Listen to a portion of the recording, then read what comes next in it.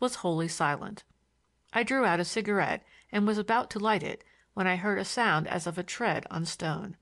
There was, I knew, no stone pavement at hand, but peering toward the lake I saw a man walking boldly along the top of the wall toward me.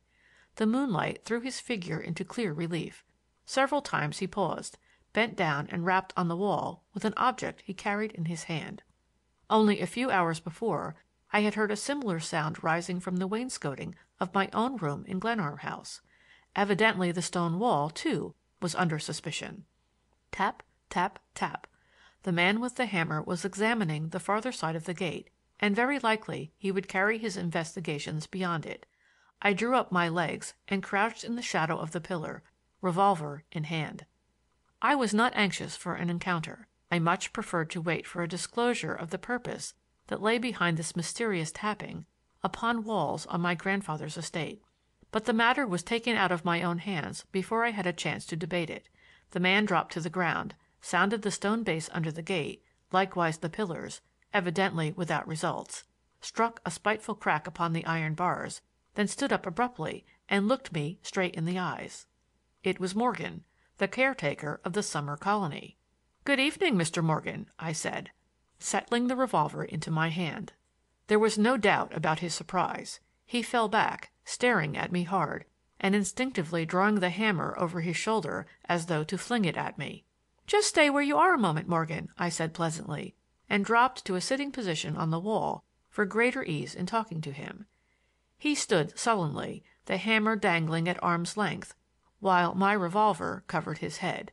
"Now, if you please, I'd like to know what you mean by prowling about here and rummaging my house." "Oh, it's you, is it, Mr. Glenarm?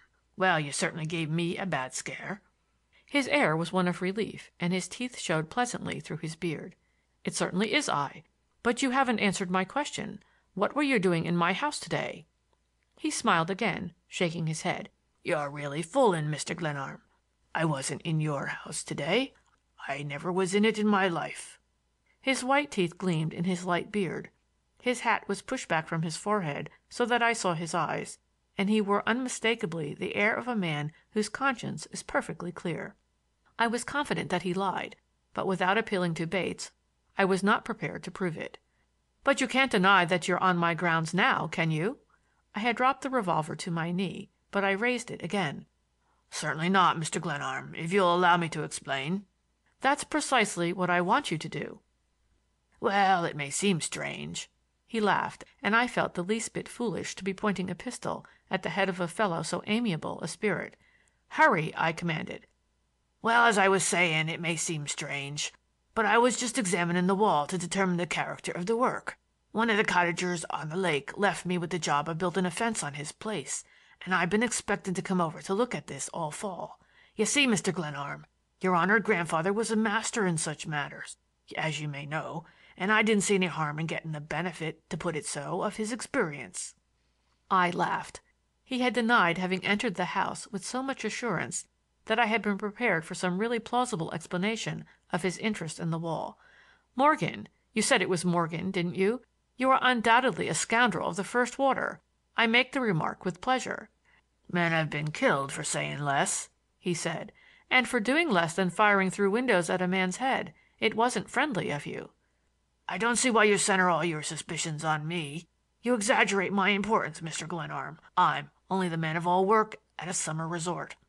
"I wouldn't believe you, Morgan, if you swore on a stack of Bibles as high as this wall." "Thanks," he ejaculated mockingly.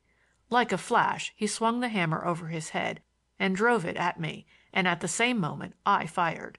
The hammerhead struck the pillar near the outer edge, and in such a manner that the handle flew round and smote me smartly in the face. By the time I reached the ground the man was already running rapidly through the park, darting in and out among the trees, and I made after him at hot speed. The hammer handle had struck slantingly across my forehead, and my head ached from the blow.